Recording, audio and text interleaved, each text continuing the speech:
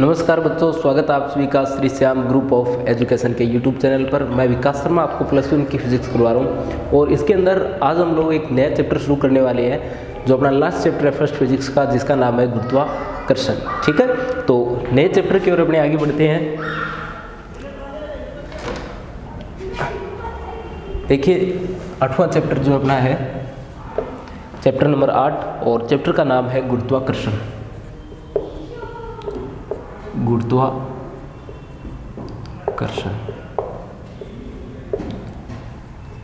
और 7वां चैप्टर अपना अभी कंप्लीट हुआ है, जिसके अंदर कणों के निकाय की गति के बारे में हम लोगों ने पढ़ा है, दंड पिंड के बारे में हम लोगों ने पढ़ा है, कुछ एक प्रमेय की है और वहाँ से कुछ एक टॉपिक जो है वो आपके नए सिलेबस के अकॉर्डिंग हटा दिए गए हैं। ठीक है, तो नए सिलेबस से आप लोग देख लेना।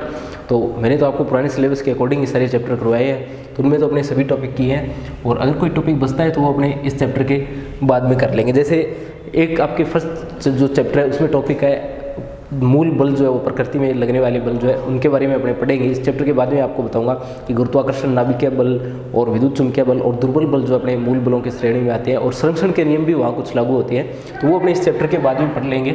तो आज जो अपने शुरू कर रहे हैं वो 8वां चैप्टर है और चैप्टर का नाम है गुरुत्वाकर्षण। आपका जो नया सिलेबस है उसके अकॉर्डिंग आपका ये जो चैप्टर है, जो नया सिलेबस अभी इस साल के लिए आप लोगों के लिए है, उसकी शुरुआत तो होती है जहाँ से आपके गुरुत्वीय त्वरण जी के मान में परिवर्तन जहाँ से होता है। जी में परिवर्तन जो अपने लिखते हैं, जी में परिवर्तन जो अपने गहराई में और ऊंचाई में जाने पर जो जी के मान में परिवर्तन आता है, वहाँ से आपका ये चैप्टर जो है वो शुरू होता है। तो इससे पहले के जो टॉपिक है उनको इन शॉर्ट्स में आपको बता देता हूँ कि क्या क्या होते हैं और किस तरीके से अपने इसमें जैसे केपलर के नियम आते हैं, ग्रोह के नियम आते हैं, उपसौर अपसौर कक्षाओं के बारे में बताया जाता है और इसके अलावा गुरुत्वाकर्षण का सार्वत्रिक नियम जो है वो भी आता है। तो ये आपके बेसिक टॉपिक्स हैं जिनके बारे में आपको पता होना चाहिए। वैसे आपका जो सिलेबस है उसकी शुरुआत होती है जी में परिवर्तन के साथ में, पर इससे पहले के टॉपिक है तो वो शॉर्ट रूप में मैं आपको बता देता हूँ। सबसे पहले देखिए इसके अंदर ग्रहों की गति एवं केपलर के नियम। ग्रहों की गति और केपलर के नियम। तो देखिए इसके अंदर केपलर के जो नियम है उन्हें केपलर के नियम, केपलर नाम के जो वैज्ञानिक थे, केपलर नाम के जो वैज्ञानिक थे उन्होंने क्या किया था, जो ग्रह होते हैं उनकी गति से संबंधित व्याख्या की थी। उन्होंने बताया था कि जो ग्रह हैं वो किस प्रकार से गति करते हैं, उनके गति से संबंधित नियम है जिन्हें अपने किस नाम से जानते हैं, केपलर के नियमों के नाम से जानते हैं। ये हमें किसके बारे में बताते हैं, तो ये हमें ग्रहों की गति के बारे में बताते हैं। आगे बढ़ते हैं और देखते हैं इसके अंदर। तो अपने जो केपलर है इसके 3 नियम है। प्रथम नियम देखिए इसका क्या है। प्रथम नियम या अपने इसे कहते हैं कक्षा का नियम। प्रथम नियम या इसी का नाम है कक्षा का नियम। ये नियम हमें बताएगा कि ग्रह जो है वो सूर्य के चारों ओर दीर्घवृत्ताकार कक्षा में परिक्रमण करते हैं। सूर्य के चारों ओर सभी ग्रह जो है वो दीर्घवृत्ताकार कक्षाओं में परिक्रमण करते हैं और सूर्य कक्षा के एक फोकस पर स्थित होता है। जैसे यदि अपने डायग्राम की सहायता से इसे समझे तो सूर्य के चारों ओर जो ग्रह गति करते हैं वो वर्ताकार कक्षा में गति न करके किस प्रकार की कक्षाओं में गति करते हैं, दीर्घवृत्ताकार कक्षा में गति करते हैं। और सूर्य जो है वो क्या है, इसके एक फोकस पर स्थित होता है। ठीक है, जैसे इस लाइन को यदि मैं मिलाऊं इस तरीके से, तो ये ग्रह जो है वो क्या करते हैं, दीर्घवृत्ताकार पथ के अंदर गति करते हैं। और जैसे अपने अलग अलग इसमें बनाई, जैसे कोई ग्रह गति करता है ए से बी तक जाता है, फिर आगे बढ़ता है और कहाँ से कहाँ जाता है, सी से डी तक जाता है, सी से डी तक जाता है। तो कोई ग्रह ए से बी जाता है और सी से कहाँ तक जाता है, डी तक जाता है। तो अब देखिए आपको जो प्रथम नियम है वो प्रथम नियम क्या बताता है। प्रथम नियम बताता है कि प्रत्येक ग्रह सूर्य के चारों ओर जो परिक्रमण करते हैं, सूर्य के चारों ओर क्या करते हैं, परिक्रमण करते हैं। कौन करते हैं परिक्रमण? ग्रह करते हैं। किसके चारों ओर करते हैं? सूर्य के चारों ओर करते हैं। तो वो वर्ताकार कक्षा में न करके कौन सी कक्षाओं में करते हैं?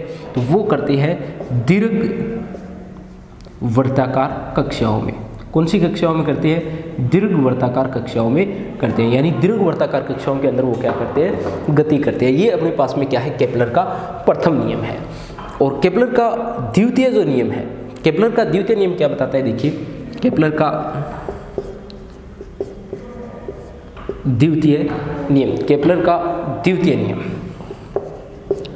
केपलर का द्वितीय नियम, इसे जाना जाता है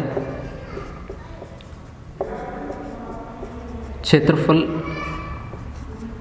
के नियम से। इसे किस नाम से जाना जाता है? इसे जाना जाता है क्षेत्रफल के नियम से। यानी क्षेत्रफल के नियम से हम लोग इसे जानते हैं। ये अपने को क्या बताता है? ये अपने को बताता है कि dA/dt जो है, dA/dt जो है वो क्या रहता है? हमेशा कांस्टेंट रहता है। dA/dt जो है वो हमेशा क्या रहता है? कांस्टेंट रहता है। या आप लोग इसे इस रूप में बोल सकते हो कि किसी भी ग्रह को सूर्य से मिलाने वाली रेखा जो है वो समान समय अंतराल में समान क्षेत्रफल को पार करती है। यानी वो क्या करती है? समान समय अंतराल में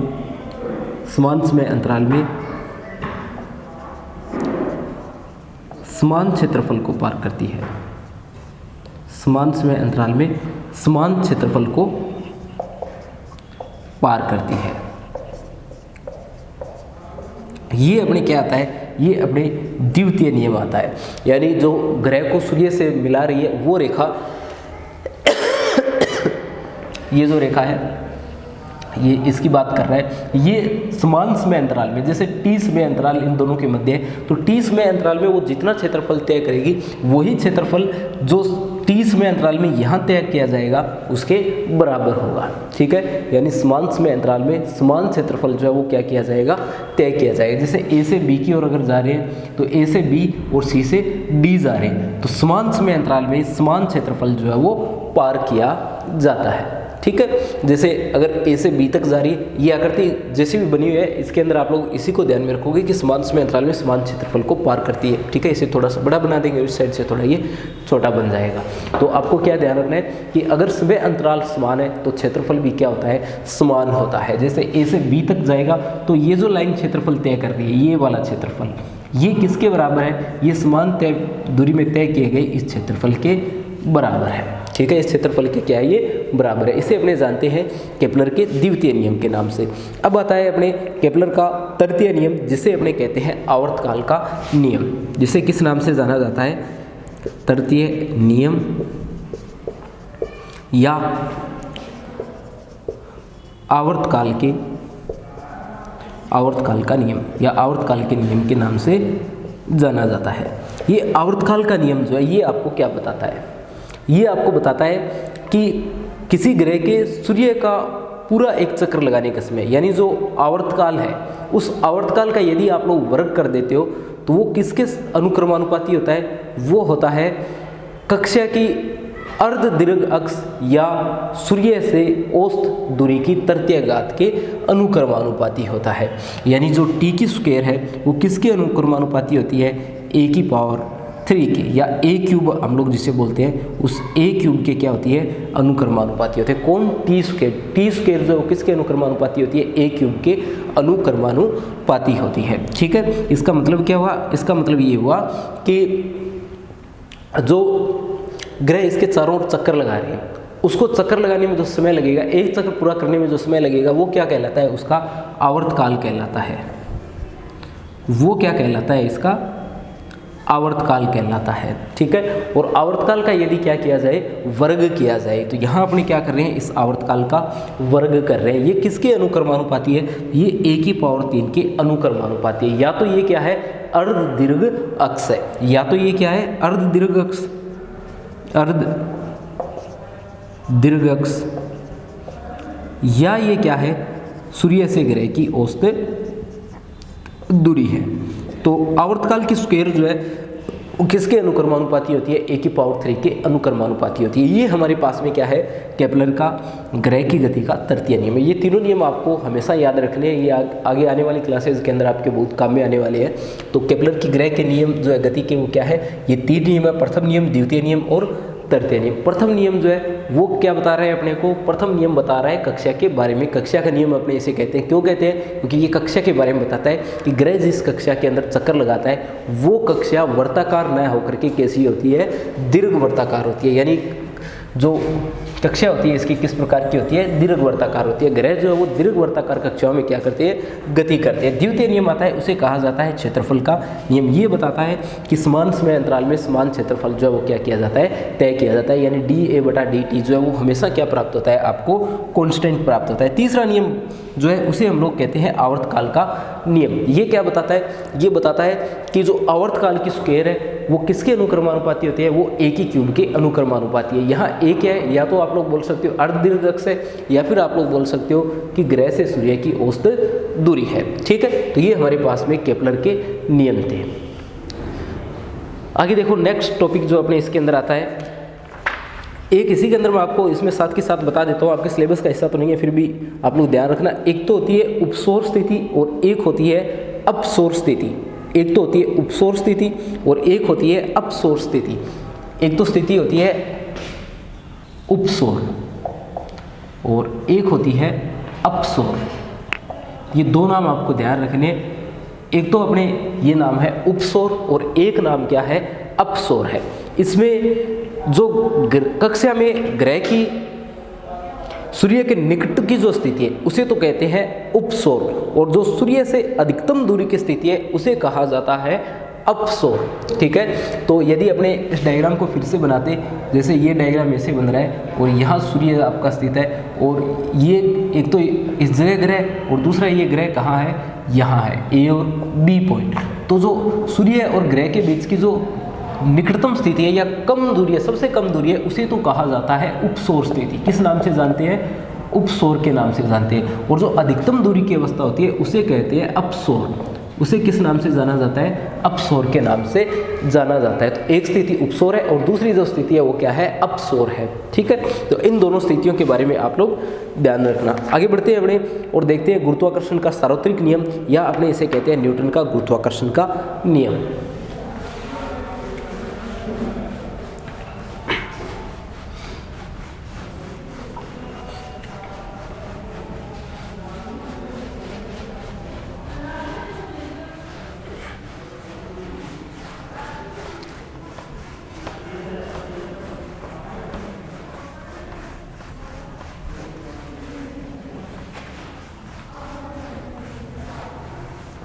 देखिए आगे अगला टॉपिक अपना आता है गुरुत्वाकर्षण का सार्वत्रिक नियम या न्यूटन का गुरुत्वाकर्षण का नियम। या तो आप लोग इसे बोलोगे गुरुत्वाकर्षण का सार्वत्रिक नियम। गुरुत्वाकर्षण का सार्वत्रिक नियम।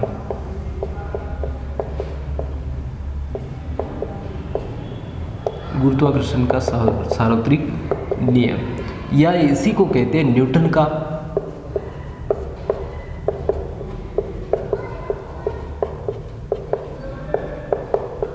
गुरुत्वाकर्षण नियम। ठीक है, न्यूटन ने बताया था गुरुत्वाकर्षण के बारे में। तो ये जो गुरुत्वाकर्षण का सार्वत्रिक नियम है ये किसने बताया था? ये सबसे पहले बताया था अपने न्यूटन ने, और ये सभी जगह लागू हो सकता है, ब्रह्मांड में प्रत्येक जगह लागू होता है, इसलिए इसे कहा जाता है गुरुत्वाकर्षण का सार्वत्रिक नियम। तो ये नियम अपने को बताता है कि किन्हीं दो द्रव्य कणों के मध्य लगने वाला आकर्षण बल, किन्हीं दो द्रव्य कणों के मध्य किन्हीं दो द्रव्य कणों के मध्य लगने वाला आकर्षण बल F जो है ये किस पर डिपेंड करता है, इसके बारे में अपने को ये बताएगा, या इसका फॉर्मूला आप लोग बोल सकते हो कि इसका फॉर्मूला क्या होता है, इसके बारे में हम लोगों को ये बताएगा। तो गुरुत्वाकर्षण का जो सार्वत्रिक नियम है या न्यूटन ने जो बताया था अपने, वो क्या बताता है? वो बताता है कि किन्हीं दो द्रव्य कणों के मध्य लगने वाला गुरुत्वाकर्षण बल, आकर्षण बल या गुरुत्वाकर्षण बल F जो है वो किसके समानुपाती होता है? वो होता है दोनों कणों के द्रव्यमानों के गुणनफल के समानुपाती। किसके? जो दोनों द्रव्यमान आपके पास में है, दोनों द्रव्यमान जो है, दोनों द्रव्यमान, उन दोनों द्रव्यमान के गुणनफल के समानुपाती। जैसे एक यहाँ पर रखा हुआ है, एक यहाँ पर रखा हुआ है, ये m1 है और ये m2 है, और ये इन दोनों के मध्य दूरी है कितनी? Small r। तो इन दोनों के मध्य दूरी कितनी है? Small r। ठीक है, इन दोनों के मध्य दूरी कितनी है? Small r। तो इन दोनों के मध्य जो गुरुत्वाकर्षण बल लगेगा वो किसके समानुपाती होगा? F समानुपाती होगा m1 इंटू m2 के, दोनों द्रव्यमानों के गुणनफल के समानुपाती होगा। दोनों द्रव्यमान लिए, इनका गुणनफल क्या है और F क्या है? इन दोनों के गुणनफल के समानुपाती है। दूसरा, ये जो F है ये किसके व्युत्क्रमानुपाती होता है? तो ये होता है इन दोनों के मध्य दूरी के वर्ग के व्युत्क्रमानुपाती, इन दोनों द्रव्यमानों के मध्य दूरी के वर्ग के व्युत्क्रमानुपाती। यानी F जो है वो किसके व्युत्क्रमानुपाती है? 1/r² के व्युत्क्रमानुपाती है। तो F किसके समानुपाती हो गया? m1 m2 के। F किसके समानुपाती हो गया? 1/r² के। तो अपने गुरुत्वाकर्षण का सार्वत्रिक नियम जो है वो क्या बताता है कि किन्हीं दो द्रव्य कणों के मध्य या किन्हीं दो पिंडों के मध्य, आप ऐसा भी बोल सकते हो, किन्हीं दो पिंडों के मध्य लगने वाला या किन्हीं दो द्रव्य कणों के मध्य लगने वाला आकर्षण बल किसके समानुपाती होता है? दोनों पिंडों या दोनों द्रव्य कणों के द्रव्यमानों के गुणनफल के समानुपाती तथा उनके मध्य दूरी के वर्ग के व्युत्क्रमानुपाती होता है। यानी उनके जो मध्य दूरी है कितनी? r, इसका करना है आपको वर्ग, और उसके क्या होता है? ये व्युत्क्रमानुपाती होता है। दोनों को एक साथ अगर लिखा जाए तो ये बनता है F समानुपाती m1 m2/r²। अगर इसे हटा देते हो तो एक नियतांक लगता है g m1/m2/r²। क्या बनता है formula? F = g m1 m2/r² बनता है। ये क्या है? आपके पास में गुरुत्वाकर्षण का सार्वत्रिक नियम है। यहाँ पर g जो है वो क्या है? एक नियतांक है, जिसे क्या कहते हैं? गुरुत्वाकर्षण का सार्वत्रिक नियतांक कहते हैं। g क्या है? g गुरुत्वाकर्षण का सार्वत्रिक नियतांक है या सार्वत्रिक गुरुत्वीय नियतांक है। सार्वत्रिक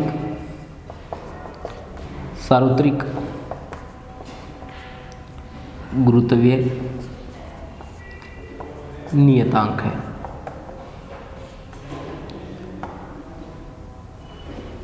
जी क्या है?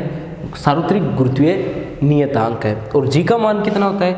जी का प्रायोगिक मान जो है वो 6.67 × 10⁻11 होता है। इसके बारे में किसने बताया था? इसके बारे में सबसे पहले जो कैवेंडिश नाम के वैज्ञानिक थे उन्होंने बताया था। जी का ये जो प्रायोगिक मान हम लोगों ने लिख रखा है, किसने बताया था? कैवेंडिश नाम के वैज्ञानिक ने। जो कैवेंडिश नाम के वैज्ञानिक थे उन्होंने इसका प्रायोगिक मान सबसे पहले बताया था। ठीक है, आपको बस ये बात याद रखनी है कि जी क्या है? जी गुरुत्वाकर्षण का सार्वत्रिक नियतांक है और मान कितना होता है? 6.67 × 10⁻11 होता है। अब देखिए आगे बात करते हैं कि यहाँ क्या लिखा जाएगा? इसका मात्रक आप लोगों को लिखना पड़ेगा। तो देखिए जी का मात्रक आपको लिखना है। जी किसके बराबर है? तो ये जी बराबर है किसके? एफ के। तो यहाँ से एक तो आ जाता है न्यूटन। क्या आ जाएगा? न्यूटन। पर आप देखोगे कि सिर्फ एफ के भी बराबर नहीं है, ये टर्म भी तो इस साइड जाएगी। तो एफ गुणा क्या आएगा? r²। एफ गुणा r², मतलब न्यूटन गुणा मीटर स्क्वायर। क्या बना? न्यूटन गुणा मीटर स्क्वायर। इतना तो हुआ। उसके बाद देखो ये दोनों द्रव्यमान कहाँ आएंगे? इसके भाग में आएंगे, यानी बटा किलोग्राम स्क्वायर।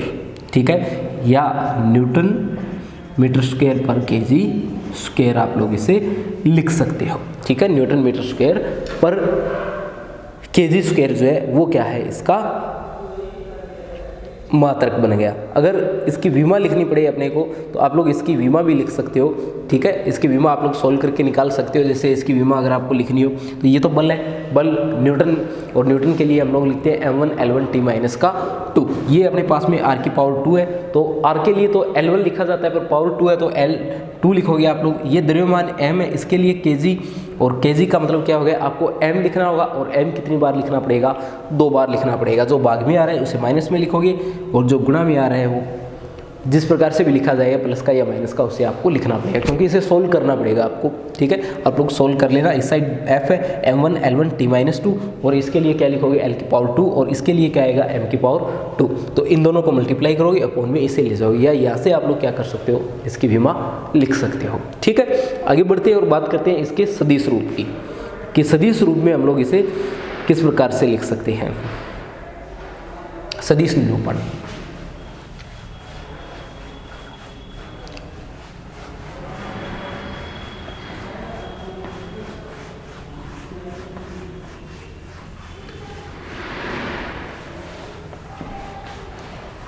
देखिए सदिश रूप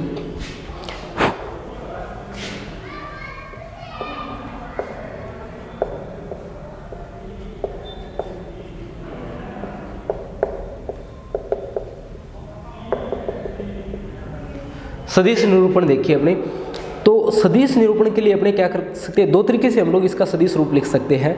देखिए दोनों तरीकों के रूप में हम लोग किस प्रकार से इसे लिखेंगे।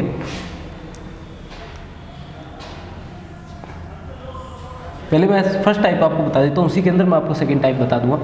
तो देखिए अपने क्या करते हैं, दो द्रव्यमान लेते हैं, एक m1 है जो मूल बिंदु से कितनी दूरी पर स्थित है, r1 दूरी पर, यानी इसका स्थिति सदिश जो है वो कितना है, r1 वेक्टर है। और दूसरा जो आपके पास में कण है वो कहाँ स्थित है, वो स्थित है r2 दूरी पर, यानी r2 वेक्टर स्थिति सदिश पर। ये इन दोनों को मिलाने वाली रेखा है। ठीक है, और इन दोनों के मध्य क्या लग रहा है, बल लग रहा है। ठीक है, कौन कौन से लग रहे हैं, F12 वेक्टर लग रहा है,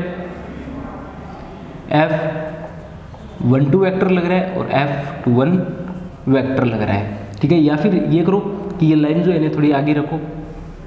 ठीक है, इस तरीके से रखो। अब आपके यहाँ दो बल लग रहे हैं, एक तो लग रहा है F12 वेक्टर, एक लग रहा है F21 वेक्टर। पहले इनका मतलब मैं आपको बता देता हूँ। जैसे आप लोगों ने लिखा F12 वेक्टर, अगर आप लोग ऐसा लिखते हो तो जो पहले लिखा जाता है इसको हम लोग पढ़ते हैं पर के रूप में और इसे लिखते हैं के कारण के रूप में। पर के कारण के रूप में हम लोग इसे पढ़ते हैं, यानी अगर कहीं पर लिखा हो F12 वेक्टर तो इसका मतलब आपको समझना है एक पर लगने वाला बल किसके कारण, दो के कारण। ठीक है, एक पर दो के कारण लगने वाला बल, तो यहाँ एक पर जो बल लग रहा है वो कितना लग रहा है, वो लग रहा है F12 वेक्टर, एक पर दो के कारण लगने वाला बल। और इस साइड जो बल लग रहा है वो लग रहा है F21 वेक्टर, 2 जो है उस पर और किसके कारण जो बाद में आ रहा है उसके कारण। तो एक पर दो के कारण और दूसरा है दूसरे पर पहले के कारण। ठीक है, तो ये हम लोगों ने इसमें लिख दिया है। और देखिए इसके अंदर अपने क्या बनाते हैं, और हम लोग इसके अंदर स्थिति सदिश लिख सकते हैं इनके R12 वेक्टर और R21 वेक्टर के रूप में। तो सबसे पहले देखिए सबसे पहले हम लोग इसके अंदर स्थिति सदिश ज्ञात करते हैं कि जो प्रथम कण है उसके सापेक्ष द्वितीय कण का स्थिति सदिश, या द्वितीय कण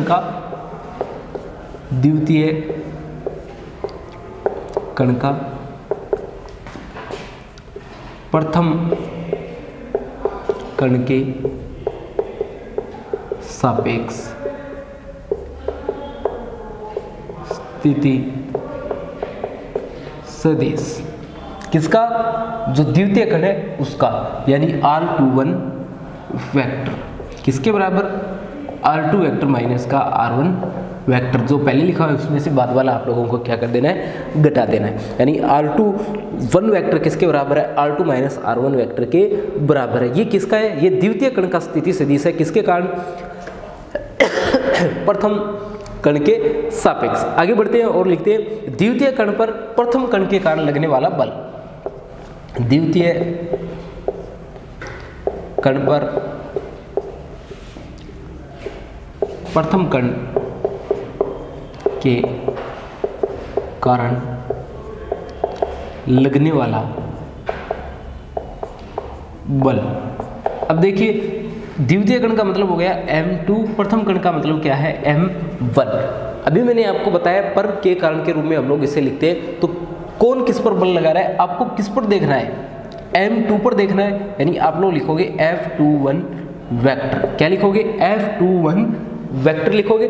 और ये किसके बराबर आएगा, ये आएगा माइनस के G M1 M2, और क्या आएगा R21 स्क्वायर और R21 के, और समीकरण नंबर को ये आप लोग इसे लगा दोगे। किसके बराबर आएगा ये, F21 वेक्टर बराबर माइनस का जी m1 m2 upon R21 square और R21 के माइनस यहाँ किसे दर्शा रहा है, यहाँ माइनस दर्शा रहा है आकर्षण को, आकर्षण बल को।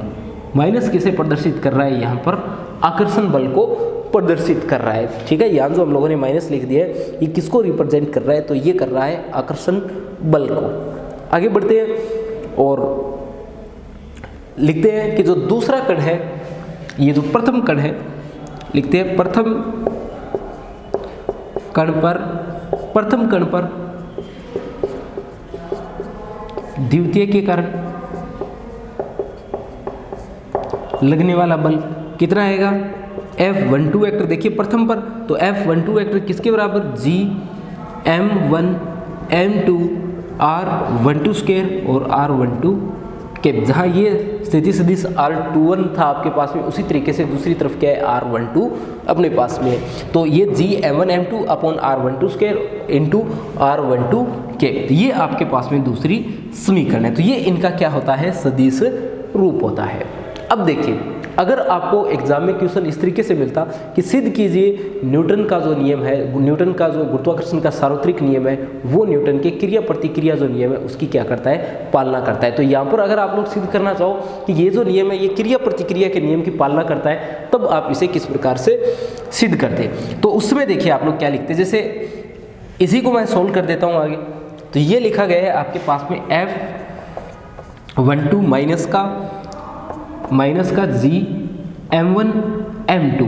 ठीक है, अब देखिए R12 वेक्टर किसके बराबर है, R12 वेक्टर है R1 माइनस R2 वेक्टर के, ऐसा है। और यहाँ से अगर मैं माइनस कॉमन लेता हूँ तो ये क्या बन जाता है, R2 vector minus R1 vector बन जाता है। और इसका फॉर्मूला आप लोग जानते हो, यहाँ पर मैंने लिख रखा है किसका, ये देखो, यानी ये किसके बराबर है, माइनस के R21 वेक्टर के बराबर है। ये देखिए, तो आपका R12 वेक्टर जो है वो किसके बराबर है, वो R21 वेक्टर के बराबर है माइनस के साथ में। पर अपोन में तो क्या लिखी गई है, इसकी स्क्वायर लिखी गई है, तो प्लस माइनस से कोई फर्क ही नहीं पड़ेगा, माइनस होगा उसका भी क्या बन जाएगा, प्लस बन जाएगा। तो अपोन में जो टर्म आएगी वो क्या आएगी, यहाँ पर R21 की स्क्वायर। 12 की जगह क्या लिख दिया मैंने, R21 लिख दिया है। पर जो एकांक सदिश है वो तो स्क्वायर के रूप में नहीं है, तो जहाँ आप लोगों ने R12 लिख रखा है इस जगह देखना R12, यहाँ R12 लिखा गया है, ये क्या लिखा जाएगा, माइनस का R21 कैप। क्या लिखा जाएगा, माइनस का R21 कैप। क्यों, क्योंकि ये माइनस जो है वो इसके साथ में बचा रहेगा। ठीक है, अब इस माइनस को मैं बाहर रखता हूँ तो देखिए ये क्या बनेगा, ये बना F12 वेक्टर माइनस और एक ये माइनस इसमें है जी m1 m2 R21 स्क्वायर और R21 कैप लिख दिया, R21 स्क्वायर और इंटू में क्या है, R21 कैप है। अब देखिए आगे F12 वेक्टर को देखें, F12 वेक्टर को, तो ये मान देखिए आपके पास में किसका है।